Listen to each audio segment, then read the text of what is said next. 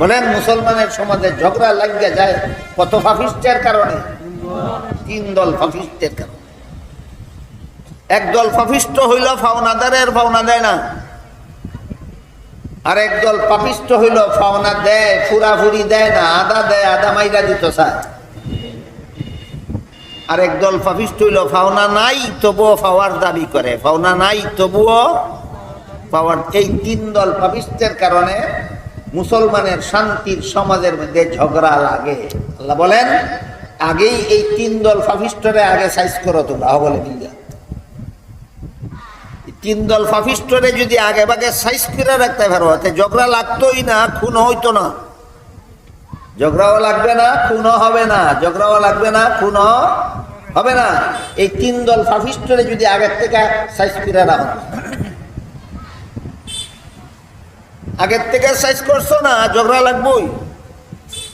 পাওনাদারের পাওনা দিছে না, এর সাথে পাওনাদারের ঝগড়া লাগবই। পাওনাদারের পাওনা পুরাটা দিছে না, এর সাথে পাওনাদারের ঝগড়া লাগবই। যে ফাইতো না তবুও ফাইতো দাবি করে এর কাছে, এর সাথে যার কাছে দাবি করে এর ঝগড়া লাগবে। এই ঝগড়া কেউ ফিরাইতে পারে। এইভাবে তিন দল পাপিষ্টকে সমাজের কর্তা ব্যক্তিরা সামলাইতে না পারার কারণে যদি ঝগড়া লাগেই যায়, তখন তোমাদের দায়িত্ব কি করণীয়, কি বিবরণ দিয়ে আল্লাহ বলেন ওয়া ইন তাইফাতানি মিনাল মুমিনিনা ইকতাতালু ফাআসলিহু বাইনাহুমা। যদি মুসলমানের দুই দলে এই তিন রকমের পাপিষ্টের কারণে দুই দলের মধ্যে ঝগড়া লাগেই যায়, তাইলে তোমরা যারা সমাজের কর্তা আছো, তখন বুঝন লাগবে সমাজের কর্তা কারে কয়।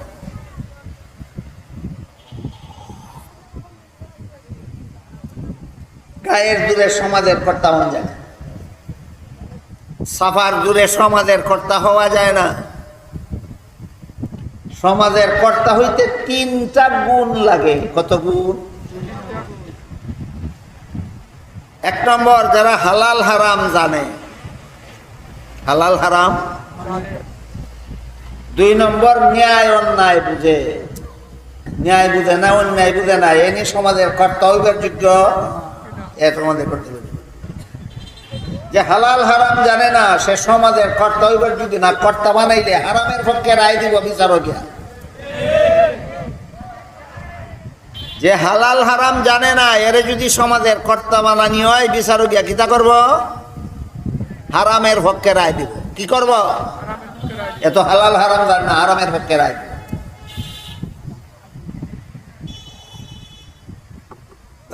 ভালো রকম বুঝেন, স্মরণ রাখেন, কর্তা হওয়ার কত গুণ?